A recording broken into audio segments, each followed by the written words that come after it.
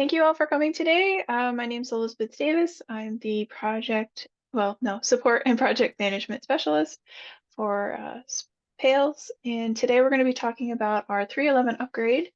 We're going to be talking exclusively about the cataloging and circulation updates. Some of these things overlapped if you attended last week's administration update.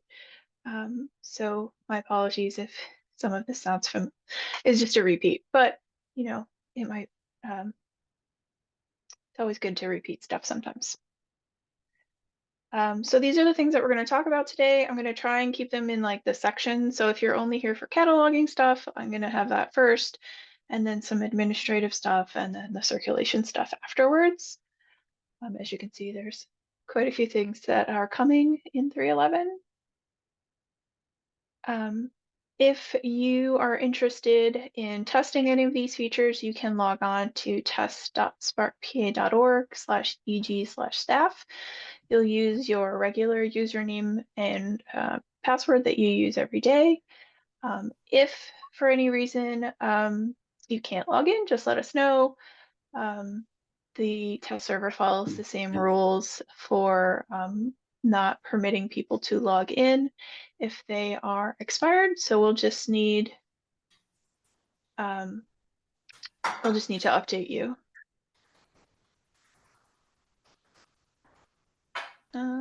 Kat, can you mute Bronwyn? Yep. Thanks. So just as a reminder, the upgrade will be taking place overnight on the 14th. So when you leave for the day on the 14th, please make sure you log out of Evergreen. Doesn't hurt to even close the browser. And then when you come in on the 15th, all of the new changes will be in effect, and you may, in some rare instances, need to re-register your workstation. But if you have any questions or are noticing any odd behavior on the 15th, just let us know. And you can email us at support.sparkpa.org. All right. And we do have documentation for all of the features and workflows. So you can find that at support.sparkpa.org. And if someone could drop that in the chat, Katie or Kat, we'll have that in the chat as well. So let's get started. Okay, so the first thing first, cataloging right off the bat, you'll notice that when you log in, there will be no longer the search catalog traditional. That has been removed as the software has updated. A lot of the features that were, or functionality rather, that was in the traditional catalog search no longer work, and so it has been removed. You can still do all of the same searching in the regular staff catalog. You can search by formats, you can do catalog fields, so author, title, subject, digital bookplate, they're all still there. You can do some fun matching, either it contains or doesn't contain, or contains a phrase, things like that. You can add search rows, so you can have multiple layers to your search. And you can also use the toggle search feature and have, limiting to available, excluding electronic resources in your results, narrowing it down to publication year, or any of the other facets that are here. Kat is going to be doing a deep dive on cataloging searching next week, so you'll learn a little bit more about that then. So if you have not started using the catalog, now is a good time to start doing that so you can get familiar with it, because unfortunately it will be going away, the traditional. Okay. The next thing that I wanted to mention is for those of you who catalog, you'll notice when you edit holdings, sometimes you can edit things that shouldn't be edited. So now when you go to the holdings editor screen and you have a status, They're called magic statuses. These are statuses that are initiated by something in an action taken place in the software. So lost, overdue, in transit, things like that. You can no longer edit those statuses. Those require action on the item in the catalog. So if it's lost and you need to get it out of lost, you need to check it in. If it's in transit and you need it to not be in transit anymore, you have to cancel the transit. So no more, you shouldn't be able to edit the status when it's in those magic statuses. Things like available or in process, those are all still editable and you can change them as you wish. It's just a few of those magic, quote unquote, magic statuses. And then the next one is the merge notes. So when you merge two bibliographic records, you can see that you have the option to add a record note on all of your records. It could be, this is a test. It could be for any reason you want to add a note.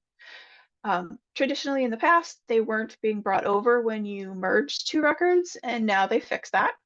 So you can see that I have my very helpful, this is a test item record note on my test bib. And then you'll see the next line is, this is a duplicate record. So that was also my record note on my other bib. And you can see that this note was merged from the previous bib that we added together. And then it also gives you a note. This system generates a note that with the original record that you merged onto this one, and then the date and the time down to like the millisecond if you need it. So although you can't look up this bib again because it's deleted, at least you have documentation and kind of like a trail of what records were merged together. So if we ever have problems, you can let us know and say, hey, I have this TCN and it was merged incorrectly or an error or whatever, and we can see if we can do anything with it. This will help us with troubleshooting. So any questions about that? Record note merges or the magic status?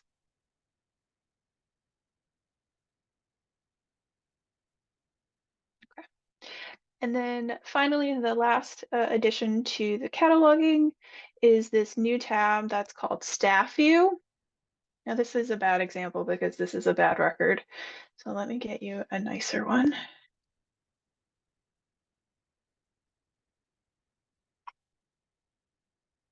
Nope. Copy and pasting, always tricky. Okay, so here's a record for the very popular Lessons in Chemistry. And this is the staff view. You can see the title and the author and then the publisher information and all the various ISBNs. You have your summary in the middle, and then you have other cataloging information on the right, including hold and copy counts, subjects, genres, and then the various formats.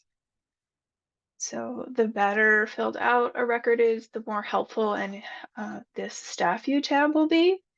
You no longer have to kind of click over to the patron view to read kind of some of that summary information, and you don't have to dig through the mark views to see that as well. Anything that's highlighted in blue, like the title or the author or any of the subjects, those are all clickable. So if you wanted to see if this author has written anything else, you can click on it and it'll create a search for you. And you can see all of the other things that are in the catalog by this author. Same with the subjects and genres. So if you wanted to see more television cooking shows fiction, you can click on it and it'll do a subject search in the catalog and provide you with additional titles. So in addition to cataloging, it's also pretty helpful for reader's advisory. Okay. Any questions about the cataloging updates?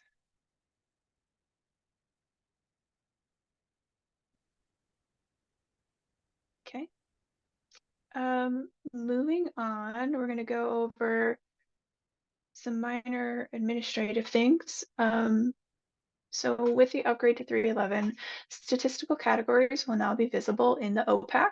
When we set up statistical categories, there's like a box that you could check, and there's a box, but it didn't do anything. But now in 3.11, if you check that box to make your category visible in the OPAC, it will now be visible. So here is an example of what it'll look like in the patron catalog. So this is an item stat cat. You'll see down here that the statistical category was for grant, and then the entry was for Foundation Center. And then this is also showing a book plate.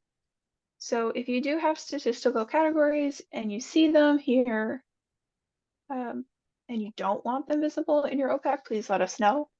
I did go through pretty much all of the statistical categories that are in the system and contacted the libraries to see if you still wanted them visible or not. So if I missed you, or if you see something that you shouldn't, just shoot us an email. Conversely, when you log into your account, if you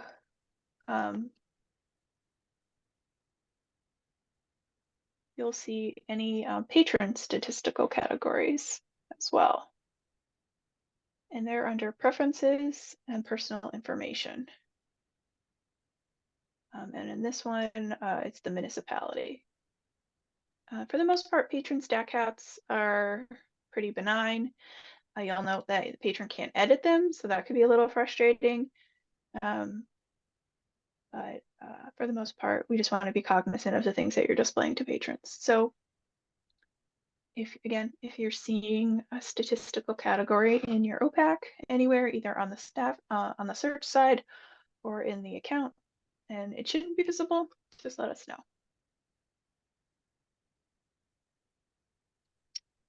Okay, so when you're placing holds for patrons, they,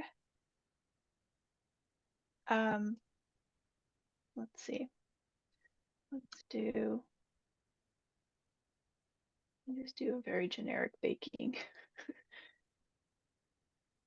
You can obviously put multiple things on hold for a patron, but if the patron has anything blocking them, like say they have too many fines, or they've reached limits or anything like that, you're gonna get an error message. So let's place a hold for my patron here. So I have 10 things on hold that I want to place. Excuse me, I didn't do all 10. Let's try that again.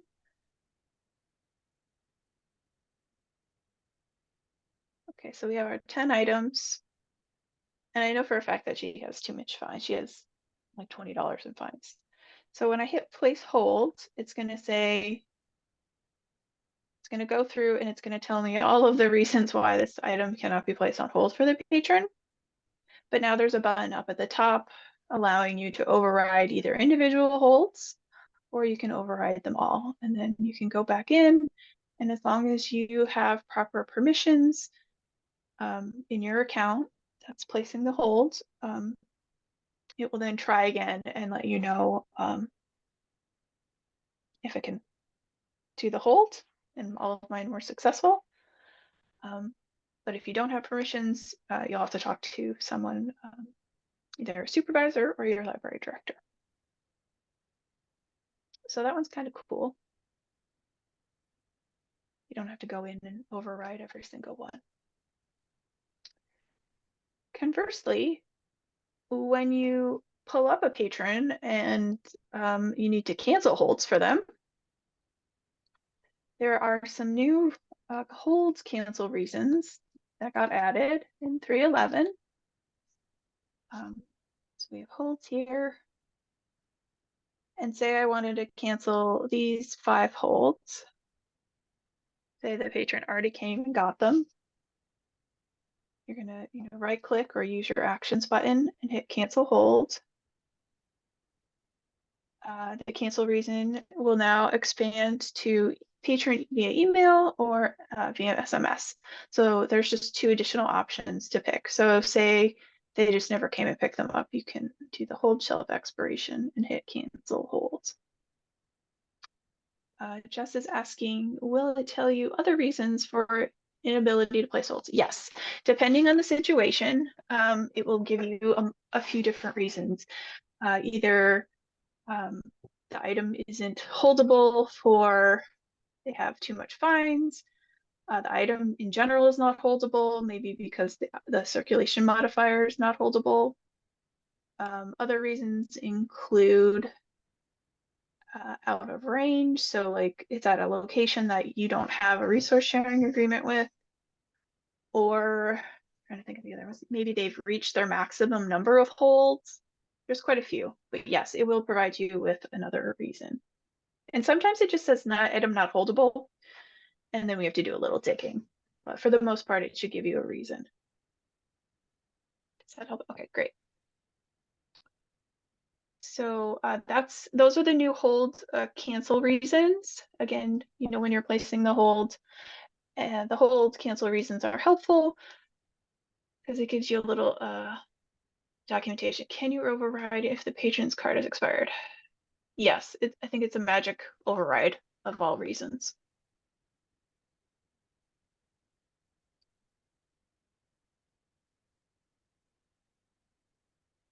As long as you have permissions, Anna. Okay.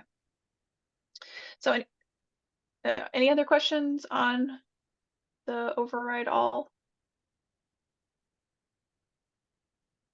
And feel free to unmute if you wish. Just remember we're being recorded, so if you don't want your voice recorded. If you use the check-in screens to clear holds, will it give a reason? If you're canceling on the check-in screen?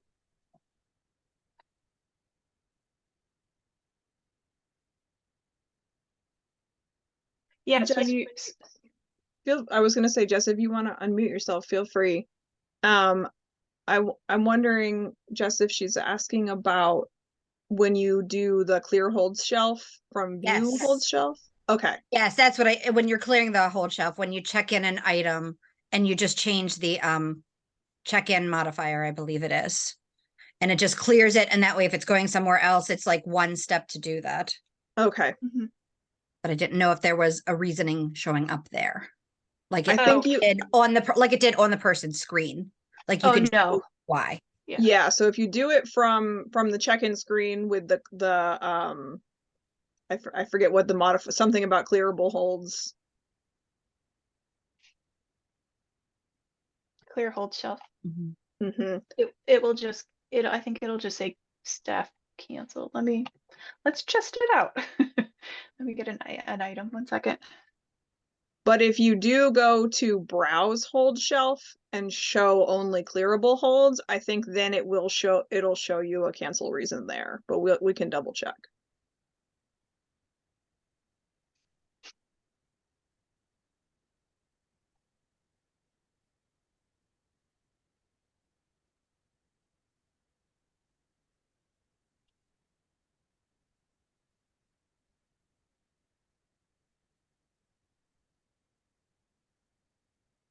So I thought that the clear hold shelf.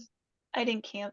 Oh, yeah. Yeah. I was gonna say I think it only works if it's already if it's either expired or canceled. Yeah. So it has to be in that. It has to have gone for that week before you can clear it. But we can do some additional testing. So. Okay, thank you.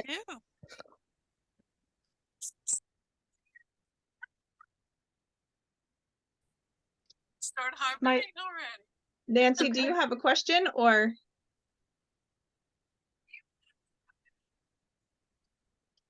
Okay. There we go. All right, I'm gonna continue on. So the next thing is there's a bunch of options to add additional columns in any of these displays. A lot of the screens you'll see always have this little drop down, and you can add a column of your choice. In this one in particular, when you are looking at an item,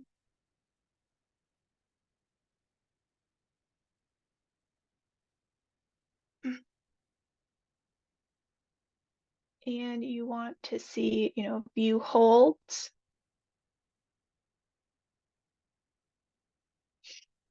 you can now add from this drop-down menu the patron's home library. So you have pickup library by default, and if you wanted to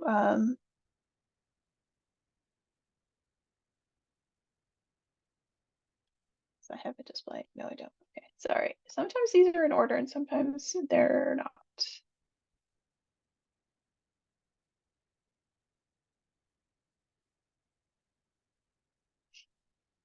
Patron home library.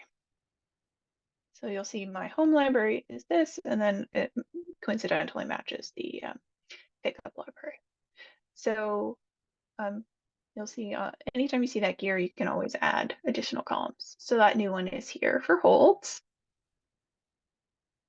And then the last thing related to holds is under administration for the transit slips. So if you use transit slips for your resource sharing, you can edit the templates for the holds transit slip as well as the regular transit slip to include where the where it's coming from. So at the top it says this item needs to be routed to the children's library, and then you can also have it include the info from where it's transiting. And you'll see those macros up here, and all you have to do is add them between two squiggly brackets, a set of squiggly brackets, and then it'll pull the information about where it's coming from. And if you do any template changes, just remember to save it locally so that it is saved on your computer. This is helpful for resource sharing if you want to know where things are coming from.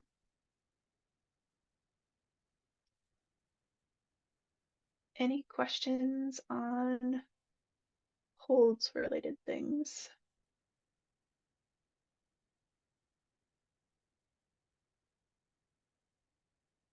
Okay.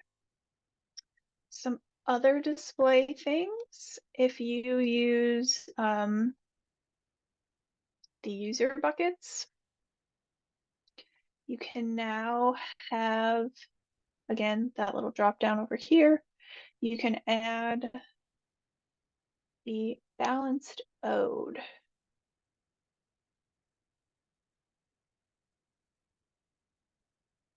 And of course, these are not in alphabetical order, so it's not where I think it should be.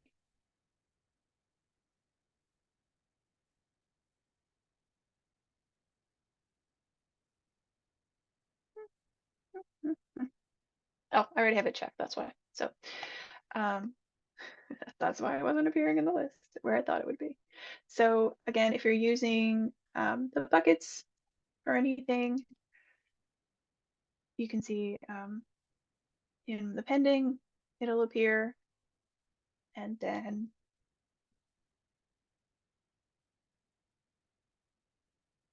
it'll also appear in the bucket view.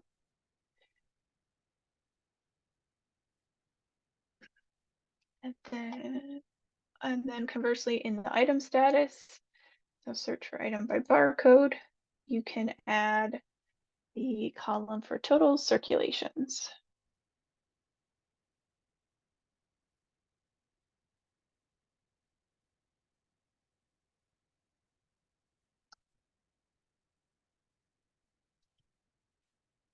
And then you'll see it here, this item circulated 13 times. So if you're using the item status for projects, you can add that column to help out with some selection. But in general, whenever you want to add columns, you'll just check it. When it's green, it's appearing. When it's orange, it's not. And then any changes you make, just make sure you hit save so that it saves for your workstation, and you don't have to keep adding it every time you log in. Also, these are specific, so you can have different appearances for different logins. So different staff may need different columns. Okay.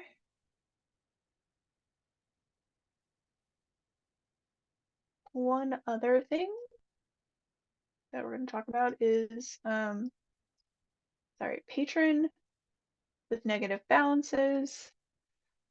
These are patrons, obviously, who have a negative balance, and these happen for a variety of reasons. Say they lost an item, they paid for part of it, and then they returned it. So they've already paid towards a lost item, but you've accepted the return.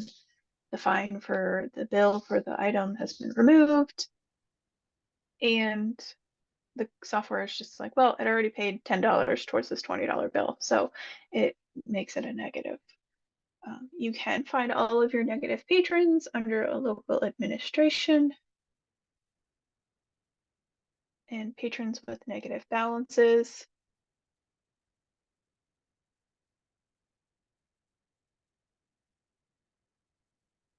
And you'll see the balance owed, the last billing activity, if they're barred or not, their date of birth, and I only have the user ID for the demonstration purposes, but you can add additional columns with their name or their library card number or their email address or any contact information you'd like.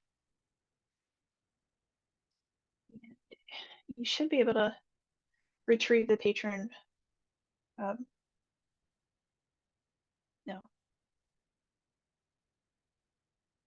I thought there was a right-click option for that, but there's not. Would be nice. I might file a bug about that.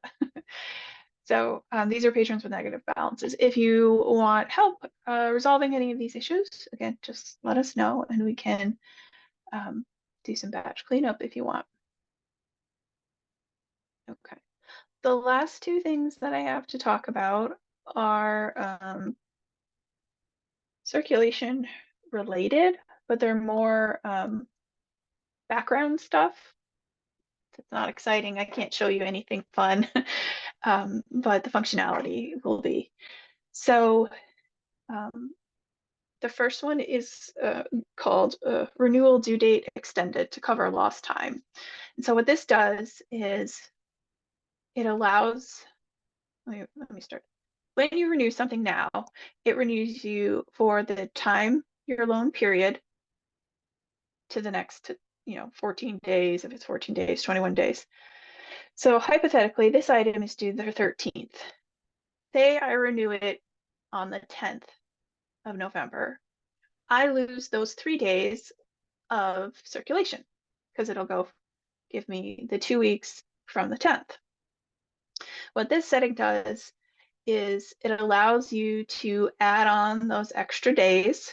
So instead of getting a 2-week, 14-day loan, I get 17 days because it takes whatever days I'm losing by renewing early and then bumping it onto the loan period.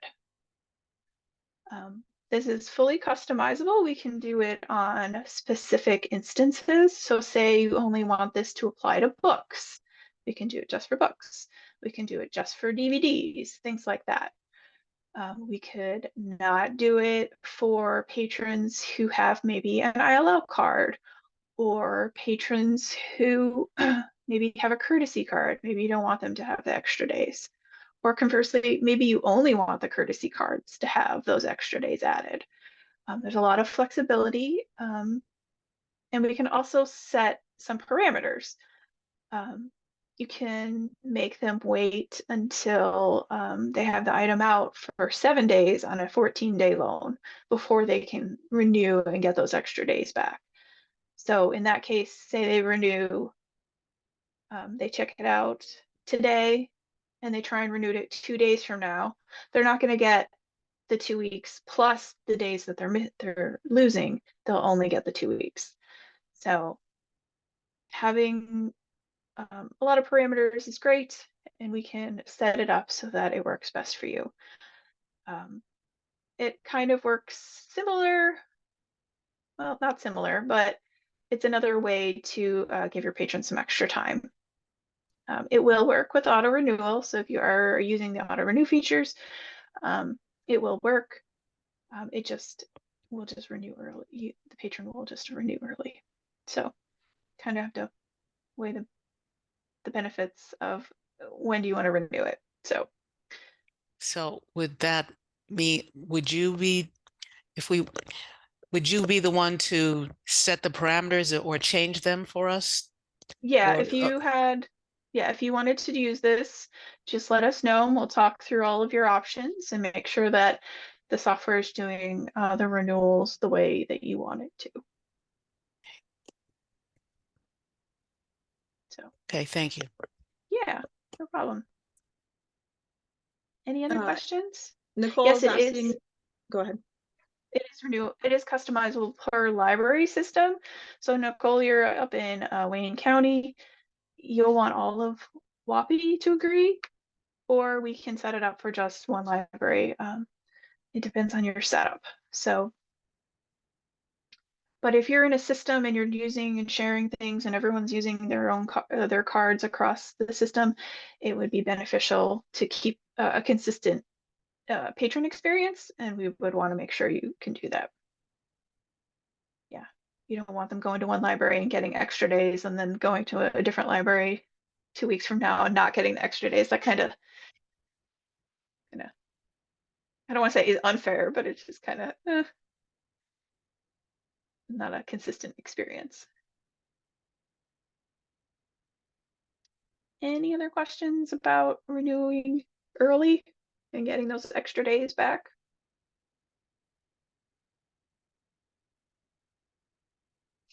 I'll give everybody a second to type.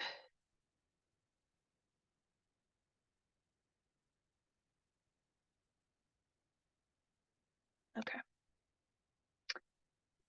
So the next one is kind of two things, but we'll explain it together because depending on how you want the functionality to work, we'll use one of two tools. The first one is allowing patrons to renew after they've hit a max fine. So say you have a threshold of $10, and say your patron has overdue fines exceeding $10, so they have a block on their account.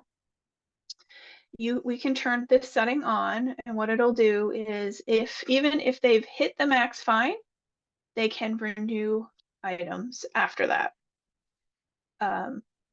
It's a matter of preference for libraries. Again, if you're in a system or an individual library, depending on your setup, we'll try and guide you through that process.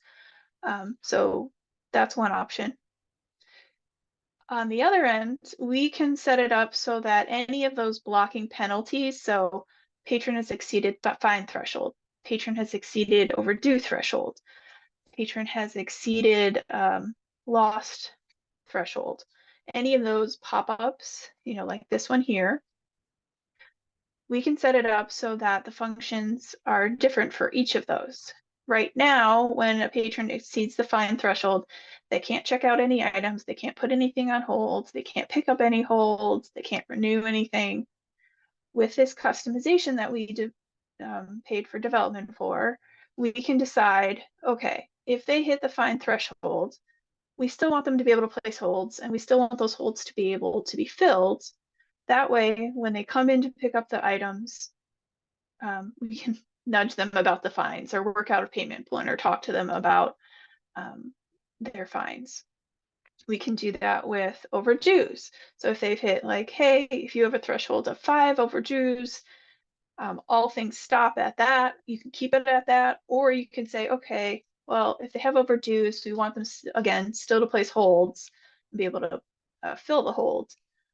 That way, it's kind of a reminder and an incentive to come into the library, and we can discuss with them about items that are overdue.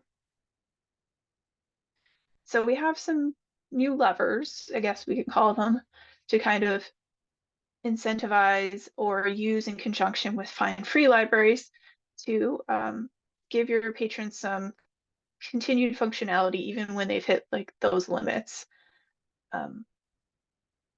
I think the fine-free library is kind of the best option in that. So you don't have fines, so you have no, blocking recourse for if they, have a bunch of overdues.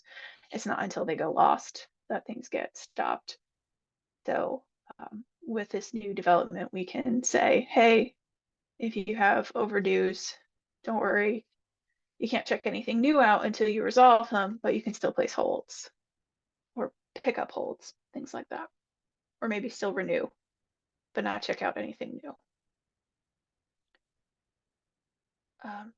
That one is definitely a talk to us, we set it up for you kind of conversation. Obviously, there's a lot of options to work through, so we want to make sure that we set it up correctly.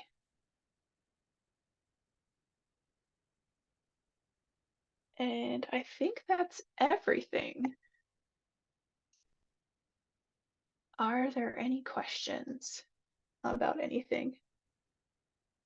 Can the block be set up for just a patron profile type? Yes, we can set it up to just adults can do this, or we have it set up for just juveniles can do one set and then adults can do another set. So yeah, we can set it up based on type.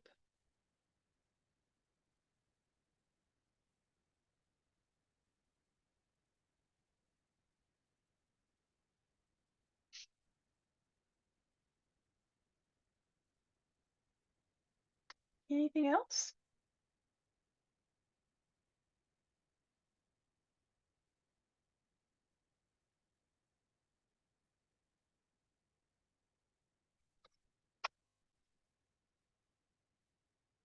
Feel free to unmute yourself if you'd rather speak out.